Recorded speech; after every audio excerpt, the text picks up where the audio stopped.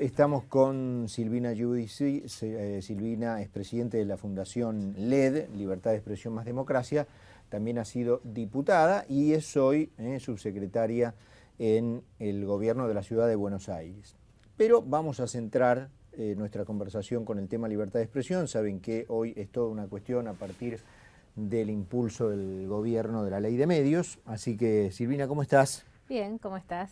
¿Bien? Bien, todo bien. Bueno, ¿cómo estás viendo, digamos, esta cuestión que nos atañe a todos? Soy de los que creen que la libertad de expresión es un poco la madre de las demás. Y en los últimos tiempos vimos un ataque ostensible, ¿no es cierto? ¿Cómo lo han visto ustedes desde la Fundación? Yo lo veo con preocupación desde el momento en que nos ocupamos de este tema en la Cámara de Diputados. Yo fui presidenta de la Comisión de Libertad de Expresión desde el año 2006 hasta el año 2011. Veníamos notando un incremento de los ataques a los periodistas en el país y de prácticas que estaban destinadas a restringir el descenso, como por ejemplo la asignación discrecional de la publicidad oficial. Pero desde la sanción de la ley de medios todo se aceleró, el clima se enrareció y lamentablemente durante estos años debo decir que hubo un incremento sostenido de los ataques a periodistas en todo el país. Ayer mismo tuvimos un episodio grave en Vicente López, con periodistas lastimados, agredidos, un camarógrafo dentro de un móvil que fue golpeado. La semana pasada también hubo un ataque aparentemente de inseguridad que terminó con un productor de un móvil baleado. Todos los días se van... Incluso en la cobertura cuando la presidenta estuvo internada allí en la Favaloro. Exacto, Sandra Borghi, hubo dos casos. Sandra Borghi de TN fue agredida, pero ya con un nivel de violencia preocupante. Pero esto no es solo en Buenos Aires o contra un determinado grupo de periodistas o con algunos periodistas. Esto es en todo el país y esto es lo grave, ¿no? Hubo en estos años radios incendiadas, antenas destruidas, atentados contra distintos periodistas de medios locales, en Misiones, en el Chaco, en Corrientes, en cada lugar de la Argentina. ¿Algún caso, digamos, que ustedes supieran, a los que incluso les haya llegado a la Fundación y que se haya sabido algo? Sí, sí, de algunos casos tuvimos resultados y algunas investigaciones. Por ejemplo, durante este año se conoció el homicida del periodista de la Villa, del Mundo Villa, que había sido asesinado años atrás, también por episodios que uno puede encuadrar como inseguridad o determinadas situaciones que no tienen conexión con la labor periodística, pero que en definitiva están encerrando, un nivel de violencia creciente en todo el país en relación a los periodistas. Y esto es lo grave, porque cuando se habla en el país de la ley de medios y cuando el gobierno enfoca toda su estrategia a condicionar y restringir a determinado grupo de medios o a determinadas empresas o a determinados sectores, en realidad lo que sucede como una consecuencia inmediata es que son los periodistas los afectados, los que no pueden trabajar, los que no pueden salir a la calle, los que sufren agresiones, y eso empobrece la democracia. Es lo que tratamos de significar desde aquel momento. De que frente a esa descripción tan buena que haces, porque en definitiva termina pegando en el trabajo de personas, sin embargo haya periodistas que defienden esta estructura, digamos, este esquema que el gobierno propone y que para mi modo de ver, si va adelante, sería muy gravoso para la libertad de prensa. ¿Te sorprende esa...? No me sorprende. Siempre hubo periodistas, siempre en cualquier régimen, aún en los más sangrientos, aún en las dictaduras, hubo periodistas que acompañaron. Y eso va en la conciencia de cada uno. A mí lo que me parece repudiable es la estrategia de cooptación de medios a través de los recursos públicos.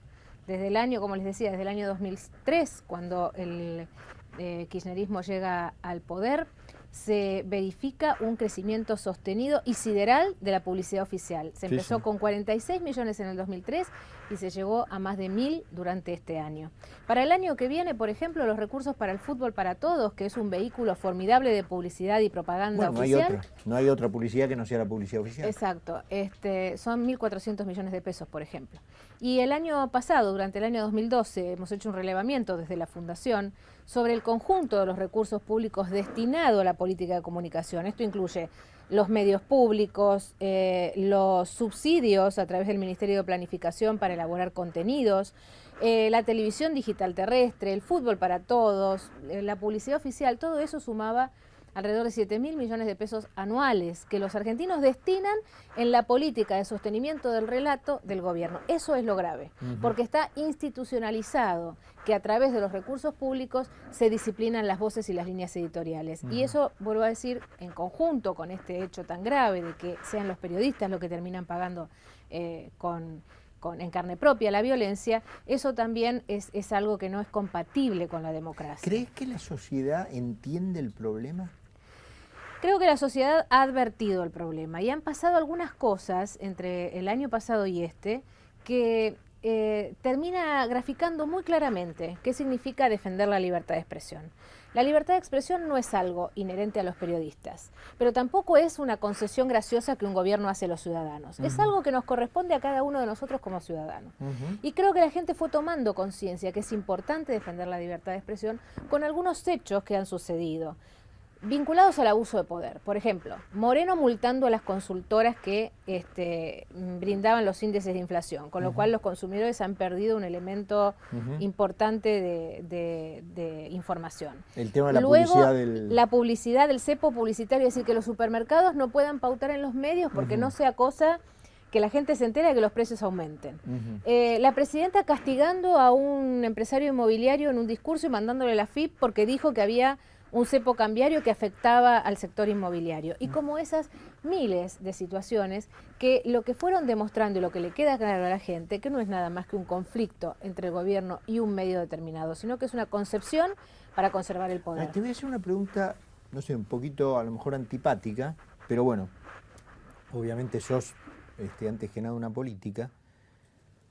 Y digamos, el gobierno, por las encuestas, ni hablar por lo que fue el último resultado electoral, me refiero al presidencial, o incluso en la derrota de las PASO, está bien, perdió, pero me imagino en otro lugar, con estos ataques a libertades esenciales, me lo imagino un gobierno más castigado. Entonces, por eso te preguntaba, ¿vos crees que la sociedad realmente le da importancia a estas libertades y finalmente lo traduce en un voto? ¿O para la sociedad argentina no es tan importante estos temas? Yo creo que sí, y que progresivamente la sociedad ha advertido que, como te decía antes, no se trata de un mero conflicto por la cooptación de todos los medios de comunicación del país, que en definitiva es eso, es grave, pero es eso lo que sucede. La gente se ha dado cuenta que la incapacidad de discutir, la incapacidad del diálogo, la incapacidad del gobierno de escuchar a los ciudadanos es algo que en definitiva empobrece la calidad de vida de cada uno. Y yo te hago una comparación, por ejemplo, con Venezuela. ¿Qué ha sucedido en Venezuela? Mucho más acelerado y mucho más autoritario. Desde el año 2004 y 2005 el gobierno de Chávez había impuesto una política similar. Comenzó con la regulación de una ley de contenidos en televisión. Luego se cerraron radios, hasta el año pasado terminó expulsando del país al último empresario que quedaba al frente de un... Que era Globovisión, Globovisión. Globovisión terminó cambiando de manos a manos oficialistas por las presiones que tenía. Y además se avanzó en muchísimas otras cosas que fueron mucho más graves que la Argentina. Pero fue en el camino de lo que la Argentina pretende, que es restringir el disenso. ¿Qué pasó con la sociedad? Es distinta a la sociedad venezolana, pero ¿qué pasó? Se expresó masivamente y fue posible Capriles, y más allá de si hubo fraude o no hubo fraude, y si el proceso de la muerte de Chávez aceleró todo esta suerte de mantenimiento del chavismo en el poder con Maduro, lo que hoy se identifica en Venezuela ya no es una democracia. La semana pasada se ha creado por decreto una comisión de inteligencia para establecer la censura previa. Hace poco terminó el presidente Maduro reprimiendo y pidiendo cárcel para un periodista que había titulado sobre la falta de combustible en Caracas. ¿Te imaginas un panorama similar si la Corte declarara la constitucionalidad de la ley de medios? No, por eso decía... un envalentonamiento del gobierno y bueno, ya ir por O sea, ir por todo, ¿no? No, por eso decía a tu pregunta de si la sociedad reaccionaba o no. Yo creo que eso es lo que nos diferencia justamente de la sociedad venezolana. O sea, acá hay otro frenos. Yo creo que aquí hay otros frenos. A ver, las movilizaciones del año pasado, con 1 millón de personas saliendo a la calle a pedir por la libertad de expresión, me parece que es un síntoma. Hay un otro 8N ahora. Hay convocatorias seguramente de los grupos de autoconvocados, pero esa marcha tan masiva pidiendo por la calidad de la democracia, por la libertad de expresión, en la calle, reafirmando valores democráticos, es algo muy importante y que nos da una esperanza en que es la sociedad la que va finalmente a poner freno. Y otra cosa te tengo que decir, un ejemplo muy concreto, que incluso tiene que ver también con este medio de comunicación que celebro que hoy podemos estar aquí hablando en libertad. La estrategia del gobierno ha sido, ya sea por la vía de la presión o por la vía de una inyección formidable de recursos a empresarios amigos, a periodistas y a opinadores para sostener el relato, ha fracasado. Porque vos te das cuenta... En realidad no escucha a nadie, digamos. Pero, a ver, yo si fuera la presidenta tendría que echar a todos los responsables, tanto de la ley de medios como de la política de comunicación. Porque vos date cuenta que en estos últimos días lo que estamos asistiendo es a que el candidato que la presidenta ha impuesto como Martín Insaurralde tiene que finalmente destinar una página de propaganda en Clarín.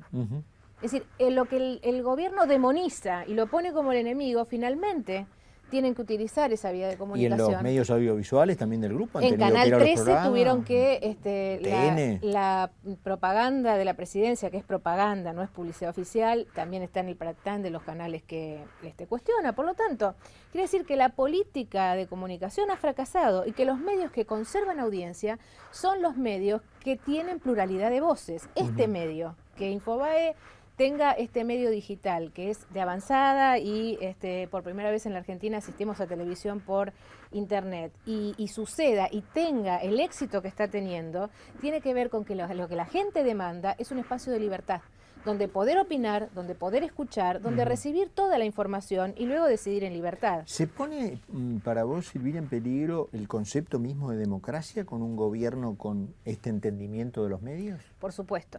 Y no es un fenómeno aislado. Venezuela, Ecuador, Bolivia y Argentina han dictado leyes de medios restrictivas. Ahora, una sorpresa, las semanas anteriores a las audiencias en la Corte Suprema, desde LED hicimos un análisis comparativo entre todas estas leyes. Y para nuestra sorpresa, si bien Venezuela y Ecuador tienen las leyes más restrictivas en cuanto a regulación de contenidos, y la nuestra, gracias a Dios, no es así, la ley argentina es la más restrictiva en cuanto a la asignación de frecuencias, a la regulación del cable y a la cuotificación de las audiencias. Que el cable no se entiende porque no es espectro público. Exactamente. Digamos. Y a la cuotificación de las audiencias. Ninguna de estas leyes, ni Chávez ni Correa, se animaron a establecer cláusulas para decir que el 35% de los abonados es lo que una empresa de medios puede servir. Por lo tanto, esta comparación es muy sorprendente. Nosotros ya veníamos diciendo que nuestra ley se tomaba mucho de la ley venezolana, pero con esta comparación con las leyes posteriores que se dictaron en Venezuela y en Ecuador, en Bolivia y en Ecuador, y con los ambientes absolutamente hostiles que hay en esos países, ver que nuestra ley de medios es más restrictiva y menos democrática que la de esos países en cuanto a la asignación del espectro, por ejemplo, nos parece que es algo muy grave. Es un retroceso para la democracia. Esa ley que todos esperábamos, modificar la ley de radiodifusión de la dictadura, algo que todos los partidos políticos, menos el kirchnerismo, hay que decir que en las plataformas del kirchnerismo no aparecía la reforma de la ley de radiodifusión, fue una asignatura pendiente. Dijimos, esta tiene que ser una ley mejor. Se impuso una ley que es mucho más restrictiva, mucho más anticuada, mucho más gravosa para los derechos ciudadanos que la ley de la dictadura. Entonces, creo que la asignatura de un marco regulatorio para los medios de comunicación dinámico, ágil, competitivo, moderno y democrático todavía está sin saldar en la Argentina. ¿Sos optimista respecto del fallo de la Corte?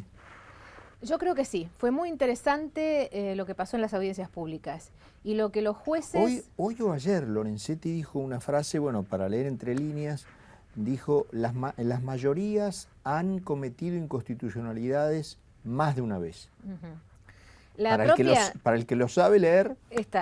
Para lo que fue el proceso de sanción de esa ley, todas las irregularidades cometidas en los tiempos parlamentarios, en los procedimientos y en el cambio de dictámenes sobre la hora, realmente ya desde ese vicio de nulidad en la sanción de la ley ya es para dictar la inconstitucionalidad.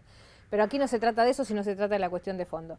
Y yo creo que por las preguntas y la orientación que han tenido los jueces durante las audiencias públicas está la clave de lo que se va a resolver. El gobierno no pudo probar por qué había impuesto un régimen arbitrario de límite de licencia para los servicios de cable.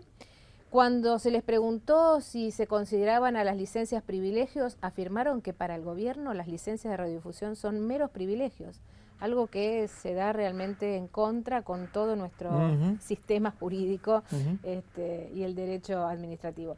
Por lo tanto, me parece que por allí va a ir la sentencia. Creo que en cuanto al artículo 161, además, hubo preguntas muy interesantes. Nosotros esto lo habíamos anticipado en el debate. Cuando el oficialismo en el Senado ratifica el decreto 527 del 2005, que era aquel por el cual Néstor Kirchner había prorrogado por 10 años las licencias, y lo ratifican en el Senado después de la sanción de la ley, nosotros decíamos, esto está derogando el artículo 161. Claro. Ya no tiene vigencia el plazo de un año que habían impuesto en la ley, porque luego ¿qué detalle dice? Claro, han ratificado un decreto que los prorrogaba y les daba un paraguas por 10 años. Creo que por allí también puede pasar, esto seguramente los jueces lo advirtieron y espero que en el fallo sea considerado, porque realmente sentar jurisprudencia con estos temas es muy importante. Es muy importante no solo para la libertad de expresión, no solo para el ejercicio de los derechos de los ciudadanos, sino también para establecer un marco de reglas del juego parejas, igualitarias para todos, que generen inversión, que generen desarrollo tecnológico, innovación en los medios de comunicación para estar a la altura de los saltos tecnológicos que han hecho en otros países, por ejemplo Brasil, no nos tenemos que ir a Europa ni a Estados Unidos. Se necesita para... No, ya el espejo está acá, ¿no? Se necesita para... lamentablemente. Sí, se necesita para dar este salto tecnológico, para poder generar contenidos de calidad, para poder generar empresas sustentables, para poder generar lo que alguna vez Argentina tuvo, que era una industria audiovisual competitiva en todo el mundo, que exportábamos contenidos a la región. Bueno, para volver a esa situación, nosotros necesitamos reglas del juego claras, donde cada uno sepa qué es lo que tiene que cumplir a la hora de pedir una licencia y también, por sobre todas las cosas, para fomentar la pluralidad. Nosotros defendíamos en su momento la modificación de la ley de medios porque creíamos que los medios comunitarios, las pequeñas comunidades, tenían que tener sus propios medios. Y de lo que se trataba era de ampliar el espectro, no de achicarlo. Y decíamos, se fomenta la pluralidad si uno puede, por ejemplo, desde el Estado, poner una cuota de asignación de publicidad oficial a los medios que no tienen otra alternativa para subsistir. Se fomenta la pluralidad si somos claros en quién es quién está manejando determinado medio en cada lugar del país. Y se fomenta la pluralidad si todos saben que cuando generan una inversión pueden recuperarla en el tiempo. Silvina, te agradecemos muchísimo que nos hayas acompañado gracias a vos, esta Carlos. tarde aquí en Infobae. Gracias.